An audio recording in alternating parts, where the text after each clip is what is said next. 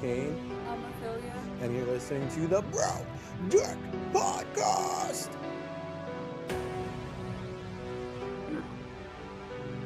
All right, cool. All right, so this is the Broke Dick Show, and we are here with Raina the Hated today. How's it going? It's going great. It is hot as balls out here. Feeling the same thing right now. Freaking sitting here sweating my ass off in the garage. What about you, Mike?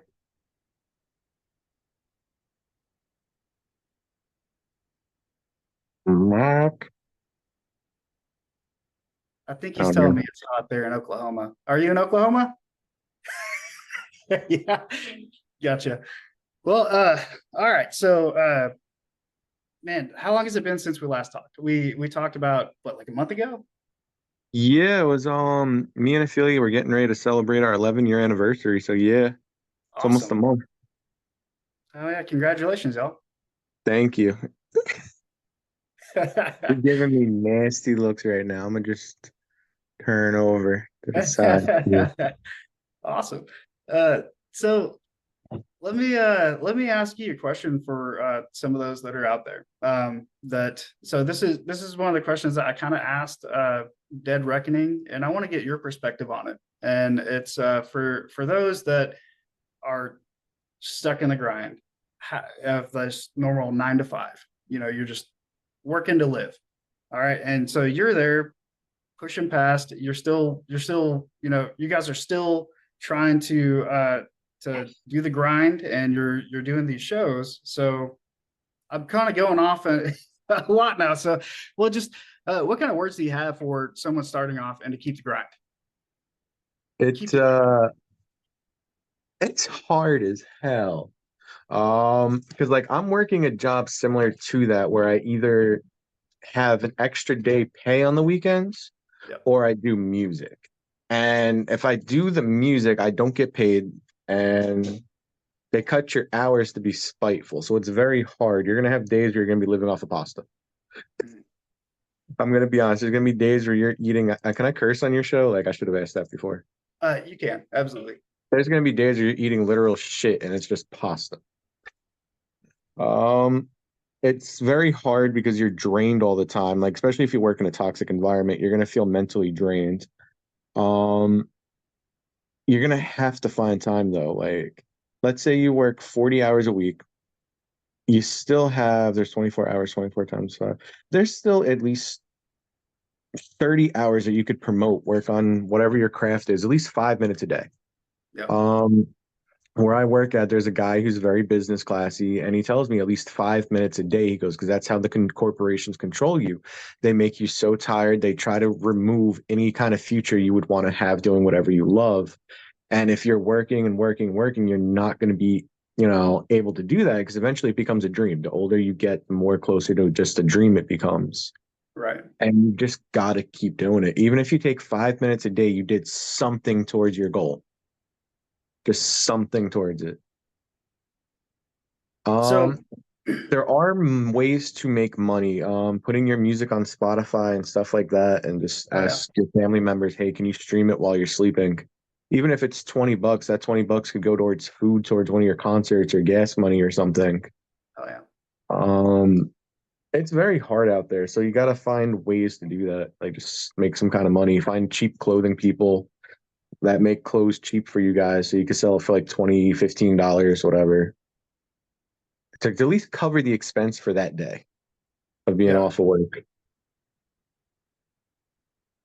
So like so during these hardships, so you're grinding and you're trying to put as much time as you can in there of your free time that you have. What keeps you going? Like so like you have a goal, you're putting small bits of time into it. What keeps you going to finish that? Motivation for a better life. Oh yeah. So if you get a job you love, but you have a dream, let's say to be an artist or something like that. If you love your job, you're not going to want better. You're going to be like, okay, I'm happy here. I'm cozy here. But if you have a job that you literally hate, and I mean hate to where it makes you want to just smack your head on the wall, Yep. you're going to want to get out of there. You're going to want something better. You're going to push towards your goal, whether it be comic books, whether it be making music, whether it be artwork. You're going to push towards getting out of there to make enough money so you can survive and Yeah. live comfortably. The goal is to just get out and just do better. I know it's hard working 9 to 5 jobs, even overnight jobs. I work nighttime, so it's your whole day and night shot. But that toxic environment will give you motivation to get out. It'll make you want to leave and just do everything in your power to get out of it. Like for me, I like doing shows. Like I did a show last week and I was like, okay, I was fighting with Ophelia and I have a driver that goes with us. He was like, oh, I don't know why you guys are doing it. And then I seen the reaction from the audience and everyone was cheering and clapping. And it's like the greatest thing you ever feel when you experience that. I got that feeling one time. I was in a band whenever I was in high school. It was my brother's band. It was called Awkward, and we were a punk band. Okay, I can see that. And The name, I can see it being fun. yeah, it's so like one of like my biggest goals was to play at the Ridgely Theater in Texas, and I would always go follow my favorite bands there, and that was the last show that we ever did, and that experience that you're describing was fucking amazing. That made it all worth it, and all worth the grind. I'm glad you got to experience it. It was something that I was just like, I can take that with me, and I don't have to climb to the top. I got that feeling, and that's motivating me to do other things that I want in my life. So I'm like, See?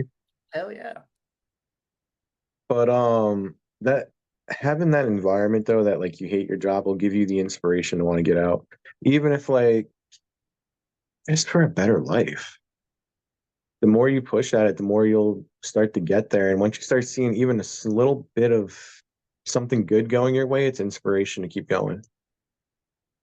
Like even art, like you could go months without no one checking your stuff out, and then you put the right hashtag and like 20 people will like your stuff, and it's like, oh, okay, maybe I should keep going.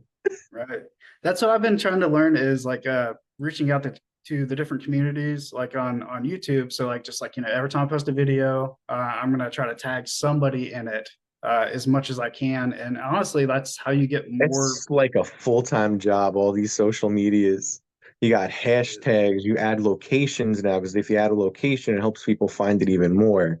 And then you got tagging people, and then you got to actually promote it on your pages and your actual personal things. And it's like a Running full-time ads job, and all that social fun media. stuff. Yeah, it's like a full-time job as it is. Yeah. So you got to be an artist and a marketing manager at the same time, basically. Yeah. Like, especially if you're like not signed to a record label, like for music wise, if you're not signed, you're doing your own PR, your own press release, your own advertising, your own booking, your own writing, and it's like, shit, where's my paycheck for 40 hours this week? Yeah. There's a lot of grind and a lot of work that you put into it that you probably don't ever get paid for. And nobody will see Yeah. that work either. And like my band alone, I do 90% of the, let's say 98% of the work. And I like it that way because I get the full credit. If something goes wrong, I can't be like, hey, you did some wrong shit there. I can just be like, okay, I fucked up. Like I do the booking, I do the writing 90% of the time. I do the press release stuff, and it's like, okay, at least if it fucks up, at least I know I did it. Right. Yeah. I could also Well, take a and bigger so pay of the cut. so you can look at it from a fuck up to, that's just one route that was Yeah. a part of your step to success. Like I've had to tell myself that no matter how much I fail, that's just one step in completing what I try to do. That's just my first attempt, my second attempt. My biggest thing is I'm not very good at negotiating. Like if someone says to me, hey, do you want to play this festival? I'll be like, sure. Yeah. And then like one of our members were like, so how much are we getting paid? And I'm like, it's exposure. They're like, so is exposure paying for gas? And I'm like, right. Like I've jumped on shows that are like 6 hours away and didn't even get like ask for gas money. I was just like, fuck it, we're playing for this person and this benefit, and That's cool. then it's like, That's a crap, cool I'm paying for mindset. the game. You want to get into that? Like, okay, we played a benefit the other day for the ASPCA, and I was like, oh, okay. And then I was like, it's a 3.5 hour drive from my house. It's kind of cool. Like stuff. Oh yeah, Ophelia liked it. She said it was like Woodstock, but I was like, okay, Better music. with better music, yeah. Oh, complete Right disrespect. on. I can't listen to that 60s music anymore. Complete disrespect from me. Oh, Jimi Hendrix National Anthem. Okay, so that's good. Like I like the stuff, but even if it's fuzz or overdrive, I'm completely okay with that. But a lot of that clean guitar stuff, my mom used to literally blast nothing but 50s and 60s music. Not proud of being in a cover band with that kind of music for a couple of years. And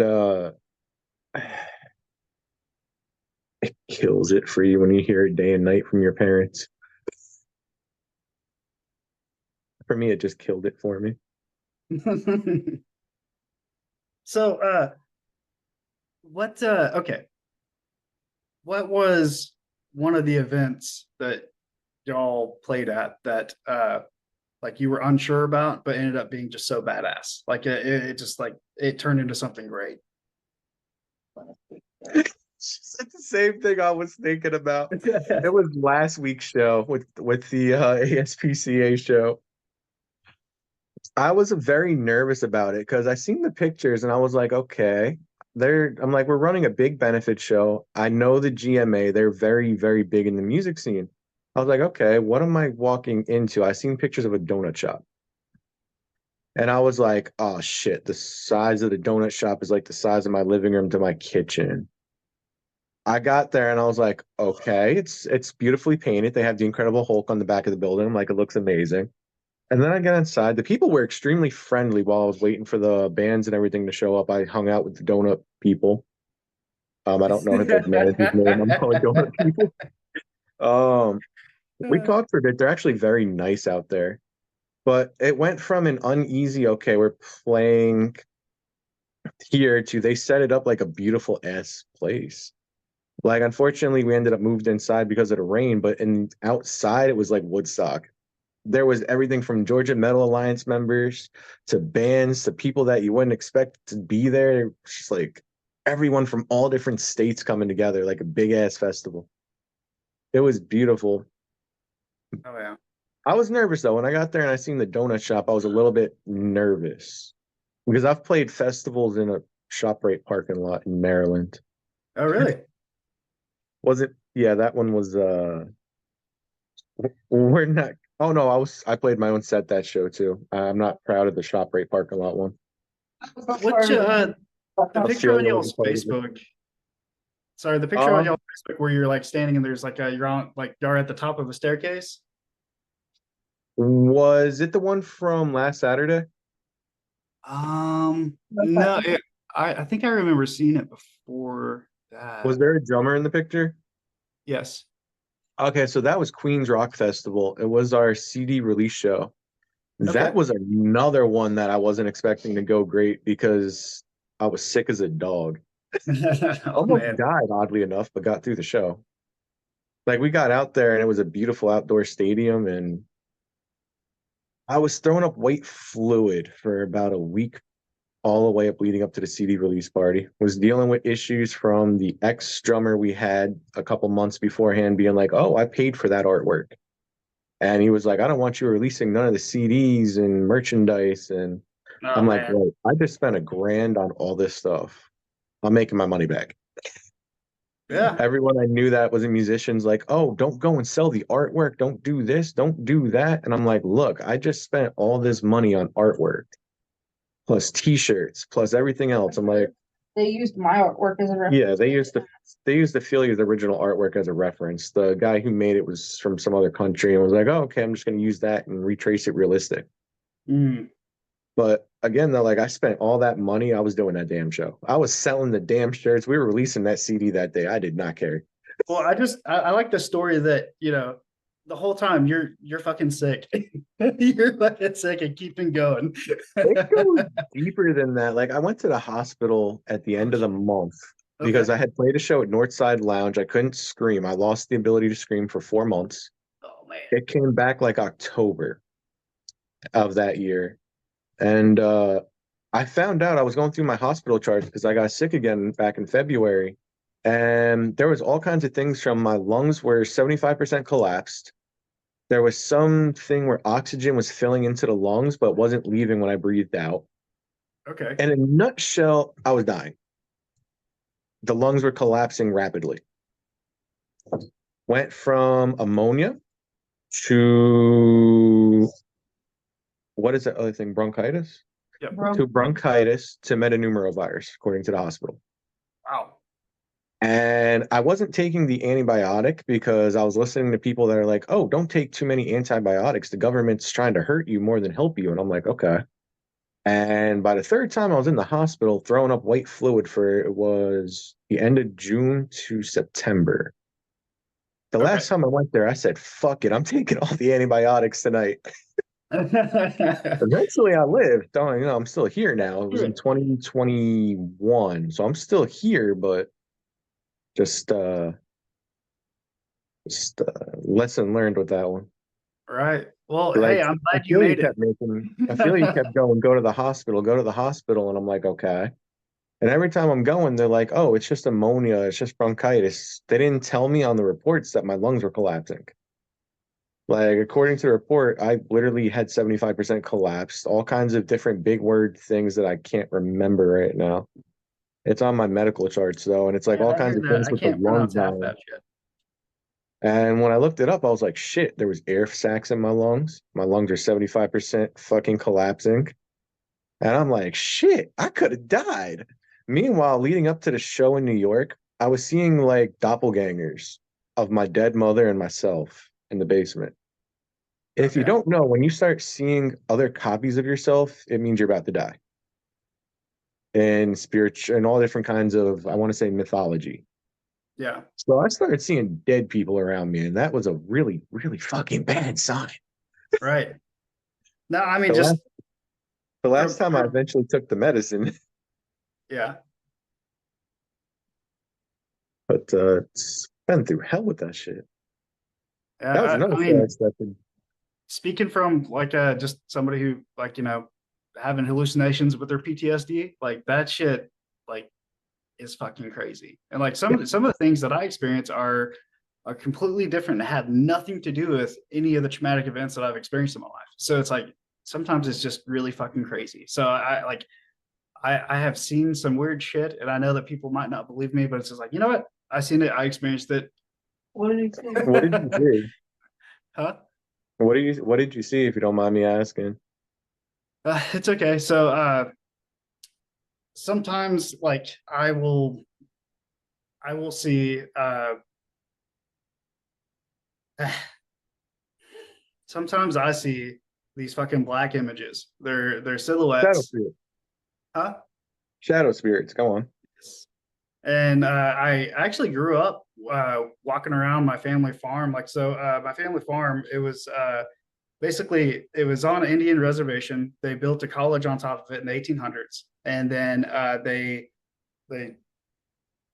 Indians came, ransacked everything, and so the college was destroyed and everything like that. And then so we have all these foundations on this family farm, and I swear I have never felt spiritual presence like that in my entire life. Like just growing up there and seeing I those was things. just about to say that's did the guy have the shadow spirits that you were seeing? Did they have trench coats or anything?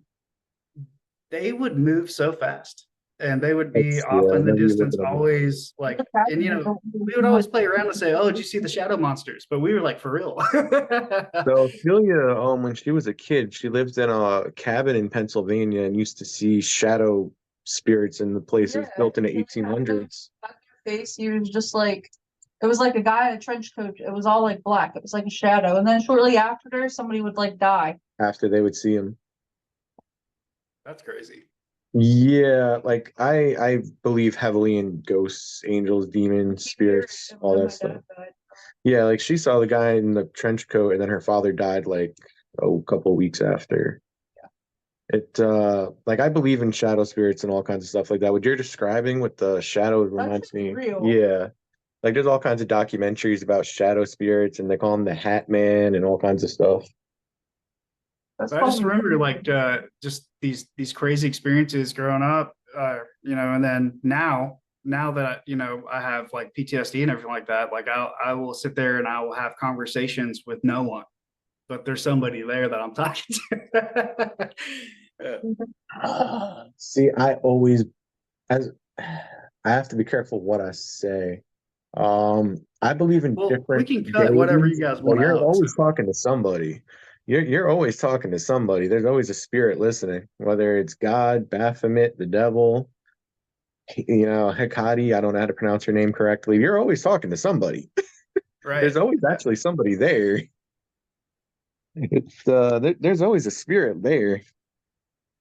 It's just they try to pill you up when you talk about it. But if you go into different religions, I mean, even if you say you're praying to God, I mean, you're praying to somebody. The government might not believe they're there, but you're praying to something. They don't pill the Yeah. religious people. God's the focal Just point say of you're most religious. all religions. you know. Just say you're praying to God when you're talking to them. The government will be like, "Oh, you're normal then." He's not crazy, but it's kind of messed up. So, like, all these cultures have all these different beliefs. Like, Indians had these Indian gods. They had like these buffalo horns and shit like that. See, I like the Native American stuff a lot better because I believe in werewolves. I believe in the Wendigo. I believe in all kinds of things like that, like mythical creatures that are in their legends, like skinwalkers. Yeah. So it's I believe in all that stuff exists. So I kind of like reading about the Native American stuff. Oh yeah. No, so like I got this thing, where is it? Right there. The Apache skull. And like so that was our emblem for Apache troop whenever I went over there. And so like one of the things that I plan to do with my company, Apache Studios, is so like not only create like this comic book series of whenever we were over there, but also I'm going to create like this fictional series of whenever the cavalrymen fought the Apaches and took their slogan AIA, which was everything good and great. So that was their war cry. And after the regiment of mounted riflemen beat them in battle, they took that word from them. And so that became that. So like there's like this whole culture on it, but I've got these, I'm working on imagery for it right now. And like, it's the Indian gods fighting the cavalrymen, and the cavalrymen enslave the Indian gods and use them for battle against their own kind. I mean, just a crazy thing. Do you want to see a picture of some of the crazy shit that I've been doing? I was gonna say I'd love to see it. He does the AI art. Let's see. Let's go to ChatGPT. So I spend tons of time like on this. I create a story of like what's happening, and I try to have it depict in a bunch of different styles. Nope. Do you want to go to the hospital? No, I'm going to the fucking hospital. My luck will keep me until fucking Thursday. Let's see. I'm waiting for Kobe to look up. They're coming over Wednesday. They're not going to stay Tuesday. Nick and Jen? He'll be here. You can see Yeah, all of leave it these to them. different text strings that I have of ChatGPT. I gotta find it.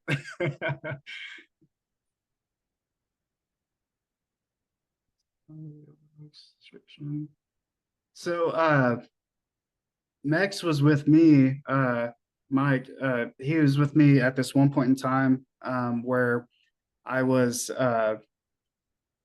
where was it? Where were we? We were at this abandoned church that had like the story of like how it also got attacked by Native Americans and Like so it Yeah. also had this like tabernacle, right? That was like fenced off, and it wasn't like fenced off really well because like we ended up maybe getting back there, but the only reason why we went back there is like we started to walk into the building, and I was like kind of just acting stupid and recording everything, and we were like, oh, we're gonna get ghosts on camera and shit, and like See, I want to do stuff like that.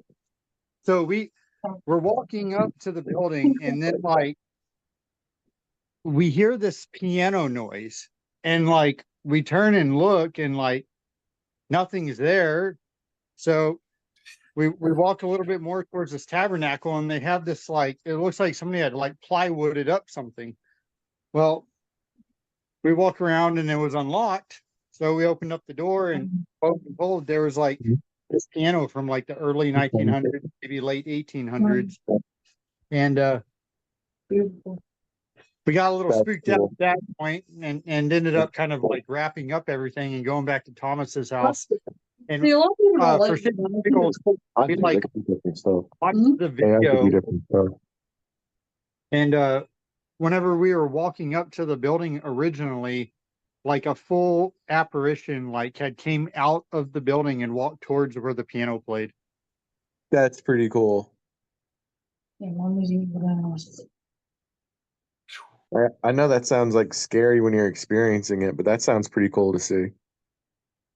Yeah, when we replayed it back, yeah, just seeing that the outline of that humanoid figure getting off the bench and then crawling backwards back into the church, and like our hair was standing up. That's cool though. It's like you know that you're in territory that you know you should respect. So I think like as long as you respect the spirits that are there, they won't bother you. Like they'll show themselves that they're there. Some spirits just want to talk to people. It's not that they're trying to hurt people. It's just like, hey, we're here also. Yep. So this is yeah, these images are a part of like, you know, what I'm planning to create. So like Your work with when AI is really good. so like each one of these I have to explain in an entire story. So like I do AI art in a completely different way. So I explain an entire story and I paint the picture in my mind and like start typing it out, saying that you know in this the focal point of this image will be a Apache wraith. Okay. The skeleton of figure, and it's an Apache god, war chieftain, and it's fighting the cavalrymen, and the cavalrymen are laid out on a battlefield almost in a topographical view, and the god is summoning its spirits to fight in war. So like I'll create all That's these, cool. and then I'll just sit there and adjust it until I find all these things that I'm looking for, and then I'll take it into Canva, and then I'll make more edits there, and like I don't know. I found so much peace and passion doing that, and now I'm wanting to do more. Like I'm like, all I right, get cool. that. That's pretty cool. So I'll stop going on a a nerding spree right now. One of my buddies told me he's the wolf guy.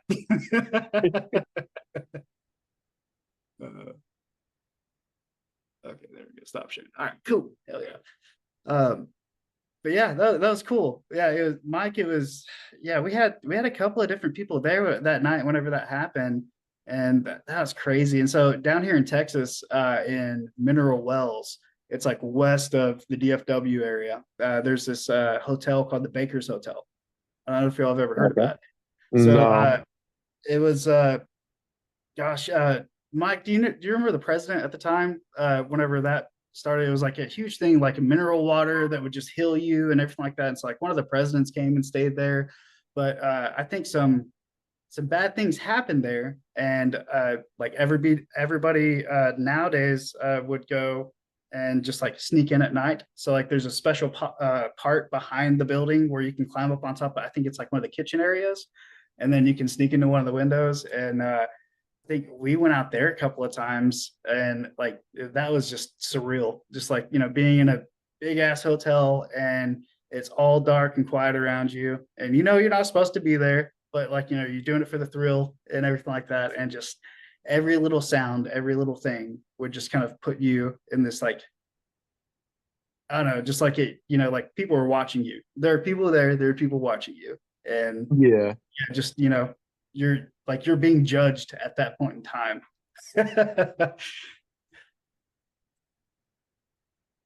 That sounds pretty cool though. I'd like to visit the hotel. Yeah, they're restoring it right now, and I think that they're actually doing like haunted tours as well with some of the unfinished parts. So Okay. it's pretty sweet. Man, aliens. The Draco reptilians are taking over. Hey, I used to be stuck on these military expeditions into the Arctic and Antarctic, and what the journals of these like ship captains had, and like Yeah. they would say that they found this hole in Antarctica with like swirling water, and they met like these intelligent races, and then they ended up going into the Agartha, Hollow Earth, and that there's like a ancient race there that was like extremely technological advanced and everything like that, and they're warning about the nukes, that with the nukes coming on, that they were sent back to stop it.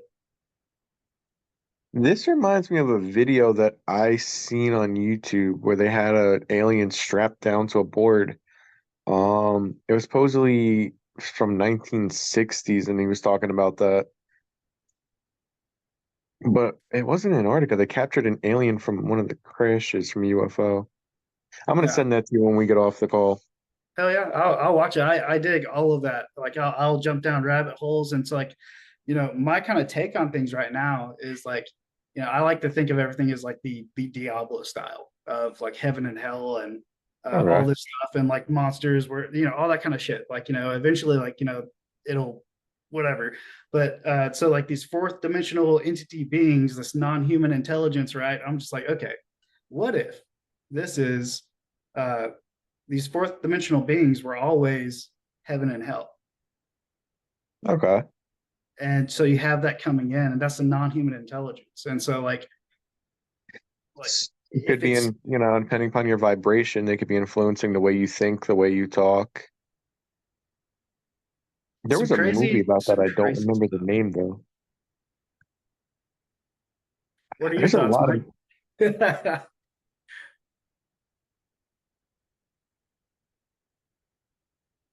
Mike? Go ahead.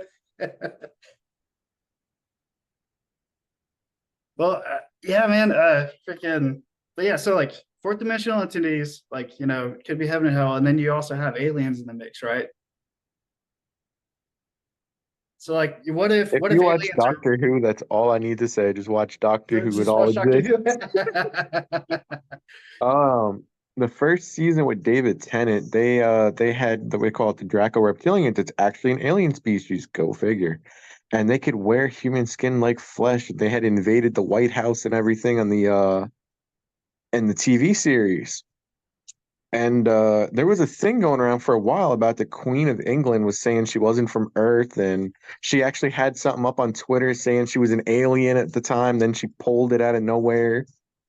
So it was kind of funny with all that going around. I could believe they're all just, the reptilian aliens just jumping from body to body and all the government.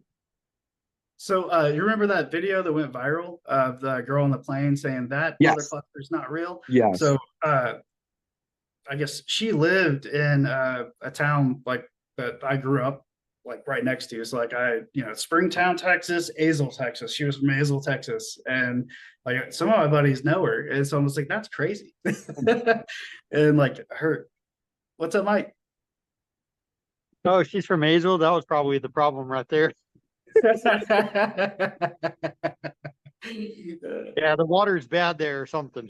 Yeah. Should be drinking that fluoride too much. I mean, I believe the alien. It just probably wasn't as ugly as she said it was. Yeah.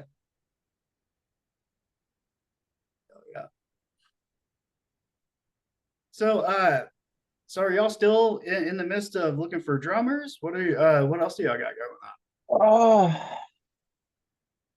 So after what happened last year, I told you a little bit about that already. I'm just buying drum tracks and performing as a two-piece. Okay. I'm kind of happier with that. So we performed for the GMA, the Georgia Metal Alliance, last week. And we listened back. We heard someone make a comment about the drum tracks, and they're like, whatever works for them. And Yeah. I'm like, huh, because I was nervous as hell doing that. I'm like, shit, we're going on as a two-piece with drum tracks, all these big bands here. And I'm like, I felt weird about it. Then after I heard the comments, people are like, whatever works for them, let them do it. Yeah. Hell I was yeah. like, fuck it. we have 3 more songs that I'm trying to get done. I just need to get the funds. Yep. I'm about to make an OnlyFans. Hell Subscribe. yeah. Well, a lot of people And, do things on the OnlyFans that are not just porn, right? I mean, there's I did cooking not shows know on that. there. Oh, you did? Yeah, I even thought about doing the And, podcast, like having a channel on OnlyFans and seeing if anybody would jump in. But I'm buying drum tracks. That's even before it's weird. Even when we had drummers, I would go in the recording studio and I would pay the recording guy an extra like $10-$20 to do drums. That's awesome. Hell yeah. It's fucked up because like, okay, I get you want your whole band to be a part of it, but since my first drummer was my cousin and we had that family bond, it's kind of been hard to find someone to replace that. And Right. I've been searching and searching and searching. And I've been jumping at the first person that came along, and it's been train wreck after fucking train wreck. And I have gone back to Like train I'm wreck laughing at the after train suckiness, wreck. not at your hurt. Like, there's so much details I want to go into, but to keep things civil, I Right. have to shut up. Um, Well, you're taking matters into your own hands, right? You're I taking feel like I feel like being a 2 piece is the right way right now. We played a bike show a couple months ago and we ran into this guy. He goes by the name of the Green Diablo on what was that, Instagram. And he was like, maybe I'm here from God. He's like, and he goes, or it could be the devil. He goes, you'll find out. And he goes, I think you should stay the way you're doing right now. Keep doing the wrestling shows, keep doing the bike shows. He goes, it's gonna take time. He goes, but 3 people I said this to blown up big right now. And he showed me all the messages between him and the artists, and I was like, shit. He goes, stay the path you're on right now. He goes, by the end of the year, watch what happens. And we have been miraculously getting shows that are bigger and bigger. It's just I need to get my negotiating skills better. It would be nice to make some money, but at the same time, I look back at the videos we have from it, and I'm like, okay, maybe I should just be happy I got videos. So, like, I worked out a negotiation deal with LTW Live, the wrestling company. Okay. I don't really care about getting paid because what's $100 compared to professional video? Right. Like, they were gonna pay us for the last show, and I was like, you know what? You made video. I'm more happier with the video. I'd rather just have that. One professional video, you could turn into a music video, you could turn into promotional packages, you could turn into an EPK versus $100 and having to pay 500 per video. Yeah. Sometimes getting money isn't the best option through that. Like I'd rather have their professional video, has the wrestling company's title in the video while we're performing. And I could, let's say I want to go to another wrestling company or WWE or something. I'd be like, hey, we got clips from the ring here. We got clips from our music. Promote yeah. the hell out of it. Oh, yeah. Video for TikTok and everything that looks professional means more than $100 at this point. Right. I mean, yeah, because I mean, that's where a lot of the reach is on the internet right now, and getting people. But it's hard because like, for me, I would want the community, and like I'd probably be struggling with myself because I'd be so indecisive on what to do and not being able to make a damn decision. Oh, see, I'd rather have too many decisions than just jump at random straws like I do. So, like, if an offer comes up, I'll be like, okay, do I want it? Should I take it or not? And I'll just be like, fuck it, we'll take it. Even if it's something like a backyard show or playing in a library, like we're doing in July, we're playing a library concert. And I'm like, That's okay, cool. just take it. I'm like, just take it. Don't worry about whatever happens, whatever happens. Don't worry about it. Even if Yeah. we're playing with a bunch of country artists and we're doing a metal set, just take it. We'll work it out when we get there. Right. We'll figure it out when we get there. It'll be like opening for a pop artist. We'll work it out. We'll just figure this out. Well, hey, think of all the experience that you gain by doing that, by just kind of going with it and trying to, seek the best opportunity out of it. That's pretty cool. That's a pretty cool way to think about it.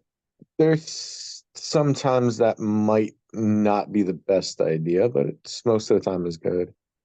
I played back when I was a 1 piece. I was doing metal with a pay-to-play drummer back in 2019 before COVID. I ended Okay. up on it was called Rebirth Fest. It was a festival to raise money, which I was all for this for recovering addicts. I was all for it. It was a great thing. I drive what was supposed to be a 6 hour drive became 12 because my ride stopped at every rest stop possible. Oh, It was in a ShopRite parking lot with people that we would label as hippies. man. Yes. Now imagine we were, well, I was a thrash metal version of our band at the time, and I was like, okay, these people are not gonna like this. And they didn't. They were hippies. They did not like metal. They completely did not like metal. The guy was like, I'm so glad you came. And I'm like, your audience ain't glad we came. They're talking about Woodstock to me right now, but I ended up in a church thing though. It was weird because the church interviewed only my band out of like 8 performers. But I drove all the fucking way out to Baltimore, Maryland to perform in a ShopRite parking lot. Looking back on it, I laugh, but I would never do that again. I would never. I would just be like, I'm sorry, no exposure for that. No exposure to be sleeping in a car in a state where they're like, why are you city people here? Like, Don't I asked belong them to around use the here. bathroom at a Subway, and they were like, you're here longer than 5 minutes eating your meal. You can't use our bathroom anymore. You got to buy more food. I was like, I've been here eating the sub the whole time. Buy more food or else you got to leave. But I'm still eating. Get out. Okay, I'll get out. Don't call the cops. Oh man. So let's what is your favorite and least favorite song that you play? And it could be just different aspects of the song or how complex it might be in certain parts, or you know. What's your favorite? I think I'm asking Ophelia. She's here in the background. and my least favorite song is there. There for you. I know her favorite's Remnants because it has like that pop punk sound from like the early 2000s. Least favorite is There for You. My favorite to play is A Liar's Tale. And I think it's Okay. because there's a lot of, yeah, it's a close second for her, but I think it's because there's a lot of shit going on in the household right now that it fits real life. My least favorite is probably There for You also, because I was going through a time where I was writing shit that I just didn't know how to end songs. Okay. And like the ending on that one in Obsessive Romantic, it's like it should have been a lot stronger ending, and now it's like crap, I ended with verses. And to redo it now, it's kind of like it's already up in like 20,000 streams each. I'd have to pull everything and just it ain't worth it. Right. No, I mean, hey, your fans like it. I mean, they're still subscribing and liking your I songs. need to buy drum tracks for Zombie, but that used to be my favorite one to perform. It was a cover of the Cranberries. I Yep. turned it into an original with a lot of guitar work in it than what they had. I added screaming mixed with Ophelia's vocals. It was one of my favorite to perform live. It was also just very, very long. It was like 8 minutes of just the same notes for the rhythm over and over again. But when you add the screaming and palm muting and random solos, it doesn't sound like the same song over and over again. Right. Well, I mean, we grew up in the era where like where a lot of the metal and rock, like, they would open up with like a 10-minute song, you know? See, And I'm trying to make the set less songs but longer now, but I also know they won't get radio play, so I'm kind of torn. I met a dude named Paulie Duvall, and he was like, "You're doing this wrong." He goes, "I'm not going to play none of your songs unless they're under 2 minutes and 30 seconds." And I was like, "None of my songs at the time are 2 minutes and 30 seconds." He goes, "Yeah, come back later." oh He was like, damn. "If you know a lot of the radio stars," he goes, "You notice they're all under 3 minutes," and I'm like, "Okay, so I'll start making shit under 3 minutes now." That's It crazy. I guess are they it doing is that because they true know though. that I guess people have only a certain amount of attention, or So I have noticed that attention span, especially in America, no offense, our attention span is shit. 20 minutes in and we're like, fuck, what's that fly doing flying around? Pretty red ball. Overseas, they'll do an I'm off in hour my long. head doing other things, like Yes. solving world problems in my head while Like when I used to go to Starland Ballroom, which was big for the metal community, they were like 20-minute sets for 90% of the openers, 15-minute sets. And I get it, because even when I'm on stage at 20 minutes long, I'm like, okay, what do I do while I'm performing now? It's like, okay, I'm watching a TV show in my head while I'm performing half the time. Um, so I get it. Like, our attention spans are definitely not for a lot of that. And especially like if you're at an all metal show, it's like metal, a lot of the same sounds over and over again. Open notes with drop tuning, and it's like, okay, 2 hours of it. Okay. Zombie though, I going back to the zombie thing, I need to get the drum track for that because that was one of my favorite ones. Ophelia wants to do a cover of I Like the Way You Kiss Me. Okay. That song blew up all over TikTok. Leto, he's a rapper, he's doing his own remix of it. Social Dispose or Repose, it's a gothic synthwave artist, just did a big cover of it. I think it would be good. I'm gonna try getting her to sing on it. She does Oh not yeah. like these vocals. She's giving me daggers right now, just staring at me. Hey, what I've learned for me is how I take one step forward whenever I hate doing something is I have to embrace the suck and try to master what I hate. And I hate every bit of it. It sucks. I just like hearing her vocals on the thing. Like it's like, ooh, I get to hear her sing. Like she don't like singing, but I just I like to hear it. It's something I don't hear often, so it's nice to hear. Like if you listen to our music, I have her do background vocals on a lot of stuff. My favorite song to record was The Letter. And despite it not getting a lot of views, I was able to do all the screams in one take. All the vocals were shot in one thing. I didn't have to break the song apart like the producers make me do for every other one. They were like, okay, it's all done perfectly in one shot. You're good to go. Unfortunately, I cannot perform that song no more. If you believe in manifestation, you manifest what you speak. And the whole song is pretty much a cry for help from dying from either a sickness or mental health. After I started performing that song live is when my lungs started collapsing and I started getting sick every 2 months. Oh shit. So I cut it from the set. I will not do that song live ever again because of that. I'm not going to sing a song about being sick, whether it be mental or physically, and just keep almost dying. It's Right. one of So my like that, favorites, but I can't die. I'm not looking to die. right? But that's crazy how like that holds so much power, you know, in It's that. like I've been studying more and more about that. Like I listen to frequencies, subliminals, and stuff like that. And when you start seeing what they can do, it does help your life. It's just even doctors are using it now.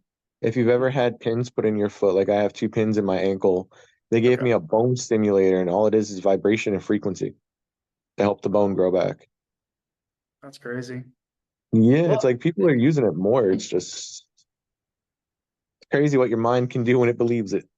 right. That's true. You can push past a lot of hurt, a lot of pain, and Yep. you know, I mean, yeah, people have done things that are impossible, you know, crazy. It's yeah, it's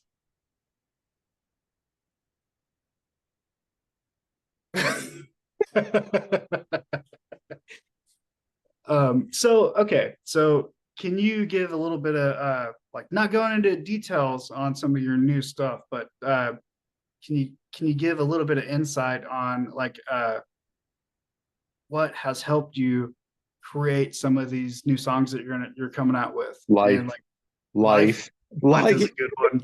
a household.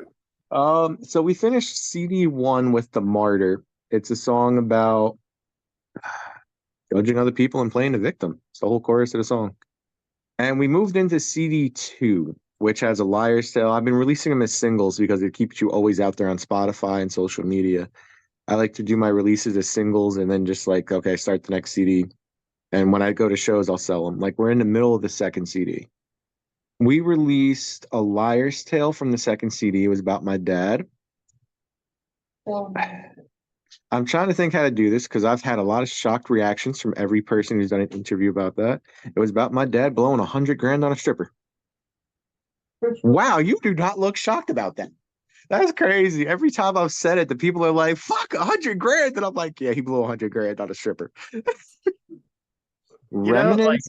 I'm desensitized from America. He literally sold our house and from our last house and spent all the money on a stripper. Go figure. And we wrote a song, and a lot of people seem to like that song live. It actually caught the attention of Metal Blade Records. Remnants. I want to say Remnants is about looking back at your younger self and seeing like what you could have had together. Like and change looking at yourself in the future changed and just like burning the pages from that chapter of your life.